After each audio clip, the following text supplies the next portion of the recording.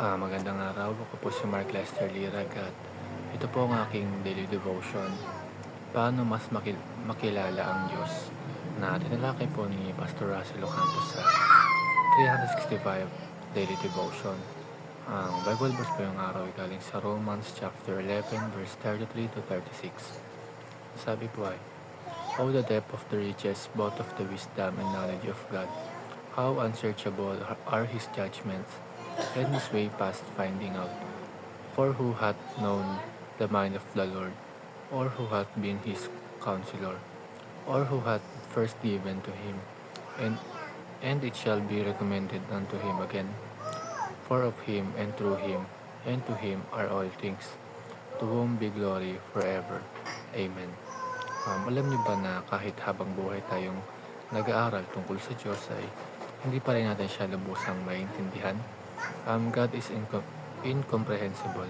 Hindi ibig sabihin nito na hindi natin siya pwedeng makilala, kundi ang ibig sabihin ay hindi natin siya kayang lubusang maarok o masukat gamit lang ang ating limitadong pag-iisip.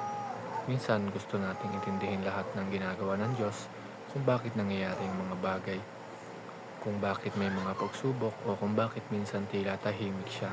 Pero ang sagot ay malinaw sa ating scripture. How unsearchable are His judgment, and His way past finding out. Napakalalim ng kanyang karunungan at kaalaman. First teaching is the triune God is incomprehensible. Ang Diyos Ama, Anak at Espiritu Santo ay iisa pero tatlong persona. Um, kahit ilang ulit itong iaral, hindi pa rin siya lubos na naunawaan. Pero dun ko na-realize na ang Diyos ay hindi isang simpleng being na kayang i-box ng ating logic. Kung naiintindihan natin siya ng buo, then maybe He's not God at all. Pero dahil hindi siya kayang harukin, mas lalong lumalalim ang ating awe at respeto sa Kanya. Ang second teaching is the Father reveals Himself through Christ. Alam niyo ba kung paano natin kahit papaano nakikilala ang Diyos Ama sa pamamagitan ni Kristo sa mga salita, gawa at buhay ni Jesus? Nakikita natin ang puso ng Ama.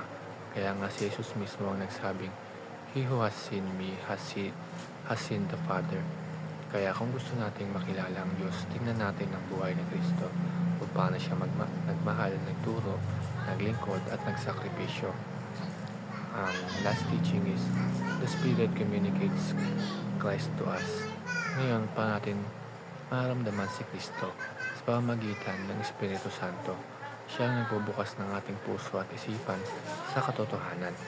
Siya ang nagtuturo sa atin ng mga bagay na espiritual at siya rin ang nagpapalalim ng ating relasyon sa Diyos. Kaya kahit hindi natin naunawaan lahat, we are not alone. The Spirit is with us to guide and teach us. Yun lamang po.